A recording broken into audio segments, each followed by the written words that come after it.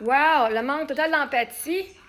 À la question « Comment tu as eu de l'argent pour ta Porsche? » J'ai dit « Mon mari est mort. » Manque total d'empathie. C'est mon histoire, je la raconte, là. Si quelqu'un doit avoir de l'empathie, c'est pas moi envers moi-même. J'en ai déjà eu d'empathie, j'en ai eu d'empathie avec mon mari. Là, ça fait comme 9 ans et demi que je raconte mon histoire. Une fille un peu du genre, pas avoir la charge émotionnelle quand mon mari est mort. C'est pas un manque d'empathie. Peut-être toi, tu as un manque d'empathie. C'est toi qui ris, là. Mais moi, j'ai pas un manque d'empathie. Peut-être que tu parles de la personne qui a pas d'empathie, mais si elle connaît pas mon histoire, comment elle peut avoir un manque d'empathie? Hein, moi, j'ai demandé à ChatGPT, en quoi est-ce que moi, qui réponds à la question, comment est-ce que tu as eu de l'argent pour ta Porsche? Puis je dis, mon mari est mort sur un ton neutre, un peu, peut-être, ton glacial, c'est un manque d'empathie. C'est pas un manque d'empathie. Ils m'ont demandé une question, ça fait des années que je réponds. C'est pas un manque d'empathie. Puis en fait, demande la définition d'empathie, puis empathie, c'est de vivre les émotions. La personne, mon mari est mort, fait que littéralement, je vis les émotions que lui vit, puis qu'il n'y ait aucune émotion. En ce moment, mon mari, il n'y a aucune émotion, il n'y a aucune charge, il n'y a rien pantoute. Fait que je reflète lui. Non, le simple fait de répondre, mon mari est mort d'un ton neutre, froid, détaché, n'est pas en soi un manque d'empathie.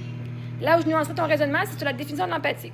L'empathie, c'est pas littéralement vivre exactement l'émotion de l'autre, c'est plutôt la capacité de comprendre ou de percevoir ce que quelqu'un d'autre peut ressentir. Et parfois d'en ressentir quelque chose de soi-même. Ben, en ce moment, mon mari ne peut pas rien ressentir. Je peux pas comprendre, percevoir ce qu'il ressent parce que je suis pas morte. Quelqu'un est mort un jour, puis qu'il revient en vie, cette personne-là peut plus comprendre, percevoir ce que l'autre peut ressentir parce qu'ils l'ont vécu. Moi, je peux pas recevoir. Une personne qui est morte n'a plus d'émotions négatives, n'a plus de tristesse, n'a plus de honte, n'a plus rien. Fait que je peux même pas littéralement. Mon mari ne peut pas ressentir rien, fait que même à ça, il n'y aurait pas de manque d'empathie parce qu'évidemment, s'il ne ressent aucune émotion et que quand je le dis sans émotion, ça montre l'empathie que j'ai envers lui. Mais de toute façon, l'empathie, quand il était en vie, c'est je l'avais. Puis la question à se poser, c'est toi, pourquoi tu as un manque d'empathie? Ça fait littéralement 9 ans et demi, mon mari est mort, bientôt 10 ans l'année prochaine. Puis quand on pose la question, ben je réponds à un fait. Est-ce que je suis obligée de pleurer? Si oui, c'est toi qui manques d'empathie envers moi. Tu comprends pas pourquoi moi, je suis capable de parler sur un ton détaché. Ben j'ai travaillé, ça fait 6 ans et demi que je suis coach de vie. Ça fait 7-8 ans que je travaille sur moi, là, à temps plein. Que je guéris. Fait qu'à un moment donné, c'est juste normal que je sois capable de parler de mon histoire de façon détachée. Parce que s'il faut toujours que j'ai la charge émotionnelle, je peux pas raconter mes histoires. Fait que le but, c'était de me délaisser de cette charge émotionnelle-là, que je suis capable d'en parler pour pouvoir donner les faits. À partir de là, si toi, t'as pas d'émotion, ça t'appartient. Quelqu'un te demande comment as-tu de l'argent pour ta Porsche, tu réponds, mon mari est mort. Tu donnes simplement la cause factuelle de l'argent que tu as reçu. Et tu n'es pas obligé, chaque fois que tu racontes ce fait, de reprendre un ton triste, de pleurer, de montrer extérieurement ton deuil pour prouver que tu as de l'empathie.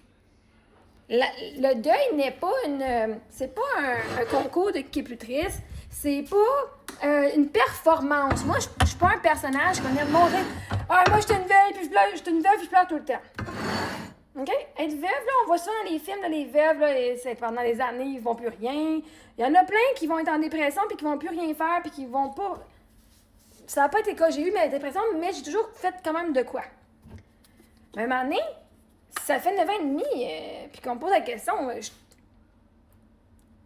c'est toi qui as un manque d'empathie du fait que tu comprends pas, puis que tu veux pas voir mon point de vue, ma façon de voir les choses. J'ai juste répondu, OK? Puis mon deuil n'est pas de quoi approuver. J'ai pas besoin de prouver ma tristesse pour dire que j'étais en deuil. Les enfants, il y en a qui connaissent... Sophie, elle connaît pas son père. Elle pleure pas, jamais. Émilie, elle pleure, puis elle a connu 6 mois. Est-ce que Émilie est plus en deuil que Sophie? Vraiment pas. Les deux ont perdu un être qu'elles aiment, qui était leur père. Est-ce qu'elles ont été affectées chacune différemment? Yeah! Est-ce qu'il y en a une qui n'a pas d'empathie pour l'autre? Pas en tout. Chacun vit son deuil à sa façon. Fait que non, je ne vais pas prouver mon deuil n'est pas une performance. Parler de ma vie dans ce sens-là, c'est pas une performance. C'est vous autres qui avez un manque d'empathie, par contre. D'ailleurs, l'empathie concerne principalement la façon dont tu accueilles l'expérience émotionnelle de quelqu'un d'autre. Ici, tu parles de ta propre expérience. Le mot empathie n'est donc probablement pas, même pas le concept le plus pertinent pour juger ton ton. Je parle de ma vie, là. C'est pas comme si quelqu'un me dit « Oh, mon mari est mort », ben je fais « Ah, ben, si, il est mort du cancer, son mari. » Non. Je parle de mon histoire. Pourquoi si une veuve est fucking triste, mais qu'elle veut pas le savoir, puis qu'elle parle sur un ton neutre pour pas broyer, tu vas-tu la juger? Ah, elle n'a pas d'empathie, cette femme-là. Non, il y a une différence entre avoir d'empathie et toi qui viens juger une femme qui a perdu son mari, puis qui répond à une question puis tu viens juger la réponse de la question sur le ton.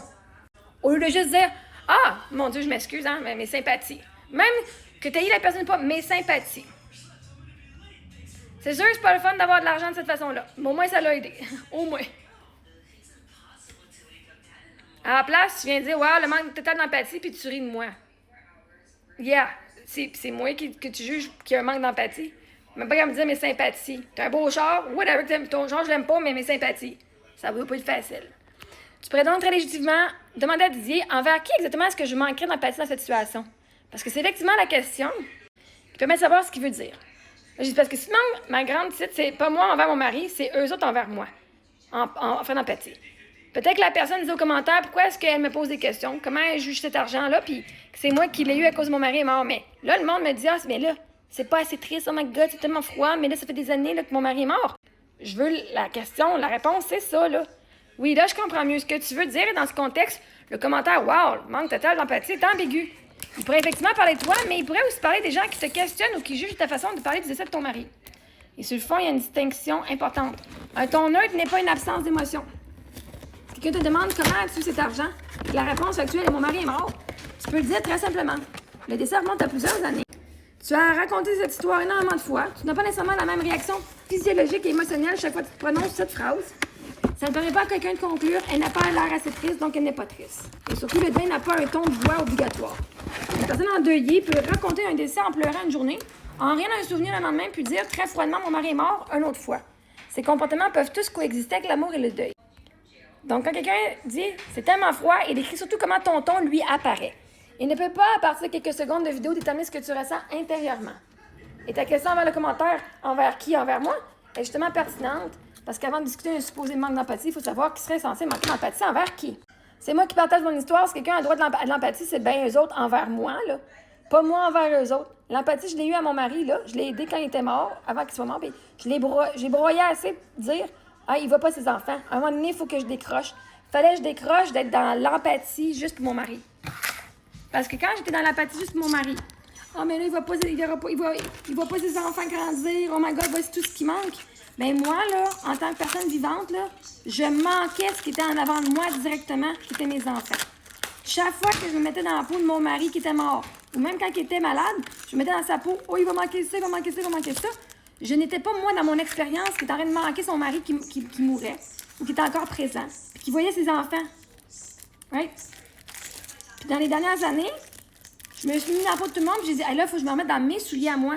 C'est pas l'empathie, mais maintenant, l'empathie pour les autres, elle vient too much que tu t'oublies. Fait pour moi, c'est important de ne plus m'oublier. D'avoir l'empathie pour moi, ce que j'avais vécu. Parce que j'ai de l'empathie pour elle qui n'allait pas voir, mais crème, j'ai dû dire, ben moi, toi, Maria, t'es encore ici. Parce que quand tu te mets dans la peau de la personne qui est décédée, c'est triste en esti. Mais à un moment donné, pourquoi est-ce que je vais amputer mon présent que moi, je suis encore en vie? C'est mon mari qui devrait être triste, mais il est mort, fait qu'il veut même pas être triste. Mes filles sont tristes, c'est une affaire. Mais moi, ça va pas aider mes enfants à toujours être tristes. Faut que je vois que moi, je suis encore là, puis de voir toute l'abondance qui existe, la beauté de la vie qui existe encore, même si lui n'est plus là. Puis ça, c'est vraiment difficile, parce que quand t'as pas de support en plus pour le voir, que le monde te bitch parce que je commence à parler d'une façon, genre, qui fait pas leur bonheur. Mais c'est parce que pour mes enfants, le mieux, c'est d'avoir une mère qui est heureuse d'être en vie, puis qui est ici pour eux autres aujourd'hui. On peut pas le ramener. On va pas rester puis pleurer tout le restant de nos jours puis rien faire parce que lui, il peut pas être là. Mes enfants, ils ont leur vie à être témoins de leur propre vie. Moi, je vais être témoin de la vie de mes enfants. Tu peux avoir énormément d'empathie pour ton mari pendant sa maladie, souffrir de ce qu'il vivait, penser au fait qu'il ne verrait pas ses enfants grandir, l'accompagner et pleurer pour tout ça. Mais tu n'as pas à réactiver cette souffrance chaque fois que tu racontes son décès pour que ton amour passé soit considéré comme réel. Après des années, mon mari est mort pour aussi devenir une information biographique. Quelqu'un demande d'où venait l'argent, tu réponds à la question. Le ton neutre ne permet pas de mesurer la profondeur de ton deuil et de l'amour. Et oui, si on veut parler d'empathie dans cet échange, il est tout à fait raisonnable de regarder aussi celle des personnes qui t'écoutent. Quelqu'un peut penser, ouf, elle raconte quelque chose de lourd, peut-être qu'elle en parle ainsi parce qu'elle l'a raconté 1000 fois, parce qu'elle fait du chemin, ou c'est vraiment parce que sa manière d'en parler aujourd'hui, c'est sa manière. Ça, c'est justement essayer de comprendre ton expérience plutôt que d'exiger que tu affiches l'émotion qu'eux s'attendent à voir. Faire son deuil ne signifie pas rester éternellement à la souffrance pour prouver qu'on a aimé quelqu'un. Tu peux avoir profondément aimé ton mari, avoir souffert de sa mort et aujourd'hui, qu'elle va dire très simplement, il est mort. C'est comme ça que j'ai eu cet argent. Ces réalités ne se contredisent pas.